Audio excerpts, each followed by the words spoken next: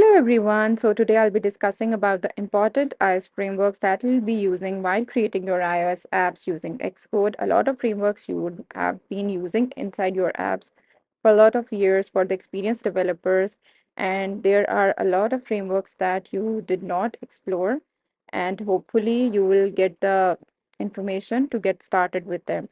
So there are a lot of different categories in which Apple has provided the frameworks to build different kind of applications. So first, we are going to discuss about the important and foundational frameworks that all of you would have used or you would start off with your iOS development. So the first one is Foundation. It has all of the relevant variables, primitive ones and the new ones, collections that involve sets, arrays, and all of that stuff, and other type of important functions like filtering and sorting, and a lot of standard features that any language provide are present inside Foundation. Next is the UI kit, which basically provides you a user interface using storyboard that you can use to create the UI of your application. It is a very advanced framework, and all of the Apple developers have used them at some point in time. And this basically provides all of the major functionalities, user interactions, graphics, rendering, animations, and all of that stuff. Next, I'm going to move to Swift UI, which is a framework that is presented by Apple few years back. It is a declarative, basically syntax that helps you to create UI using your code. So you will be programmatically creating your UI and altering all of its functionalities. It also has a lot of features, pretty much just like UI kit, but Apple is adding all of the advanced features of updated languages inside Swift UI with each update in WWDC. So you have seen here, it has also a lot of the features that you have seen in UIKit. Event handling, view layout, everything is a view in Swift UI, and then app extensions and all of the functionality. The power of Swift UI is basically you can use it with UIKit, and it supports all of the devices, including the Vision OS and tvOS as well. Next comes the CoreGraphics. So CoreGraphics is the framework that is going to help you to manipulate the screen pixel wise. So there are different type of variables such as CG float, point, size, reg that you have used frequently when you are manipulating the images. You can read the image, you can write the image, you can alter the image, and in like core image processing you will be frequently using core graphics. Then comes core animation. It has all of the basic layout functionality that will help you to handle and manage the animations which are frequently used inside your applications these days. So a lot of its applications I have covered inside the animation series, and you can go and check it out on my channel. And next, we are going to move to another important framework, that is core data. So basically, if your application involves data that you want to persist between different rounds of the app, you are going to use core data. A lot of the application developers of iOS have already used it. So it basically helps you to manage the data and perform all of the relevant operations on it.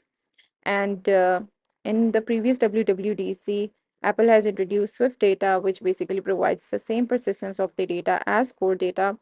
And it is very easy to implement because it converts your models directly into your persistent data storage. And you can simply access this with the dot modifiers, just like you access the methods or basically properties of a class. And it can easily be integrated with your core data as well. So it has model containers and all of the relevant important operations, relationships, and different constraints that you can apply to your data. Then comes the user notifications that is going to help you to implement all of the local notification inside your applications. These are all of the very important features that you will see that are a part of most of the iOS applications on the very basic level.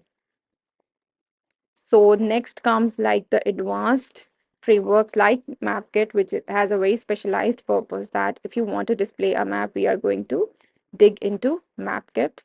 And frameworks like core location, which is going to help you to get a certain location and to update the latitude and longitude of your location, your device, which you can use to basically do further calculations, get some route between two positions and all of that stuff.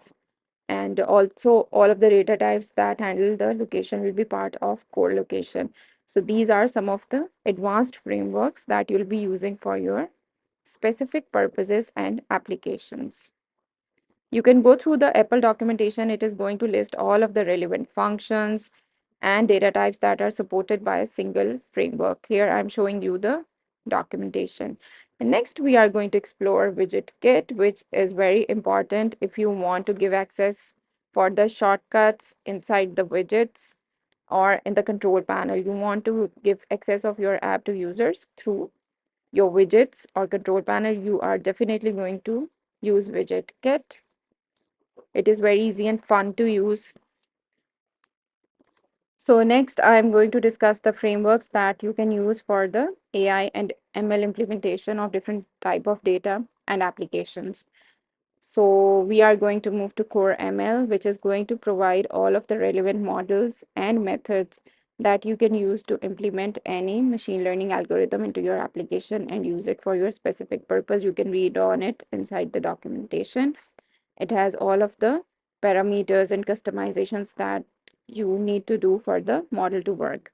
Then comes the CreateML, which comes basically a step behind CoreML. If you want to create a model using your data, you are going to input your data inside the CreateML and it is going to give you a model. You can fine tune the model and then use it inside the CoreML to perform a machine learning operation. Then comes the Swift charts. It is also a very advanced and interesting framework that is going to help you plot different kind of graphs to provide data to the user in a more interactive form.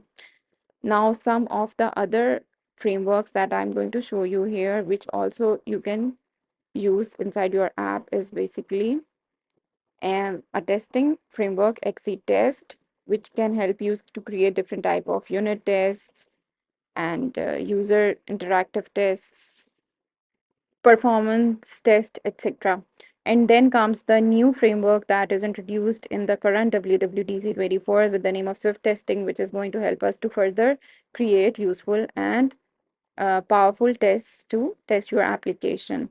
Then comes the AppIntents, which is basically a brain of the Apple intelligence that Apple has introduced in the current WWDC, which is going to help you to create app shortcuts, Spotlight, and other functionalities that will help you to integrate the SiriKit and Apple Intelligence into your applications to provide more help to the user in using your app efficiently. And then comes StoreKit. If you want to implement in-app purchase, you must be familiar with this framework. So these are all of the important frameworks that I have mentioned here that you will be using sooner or later in your applications to build powerful and interactive applications for your audience base. So if there is any important framework that I have missed listed down, these are basically all of the most important frameworks that you are going to use inside your lifetime as an iOS developer. And this is all.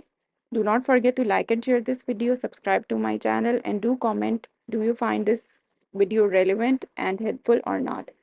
Thanks for watching.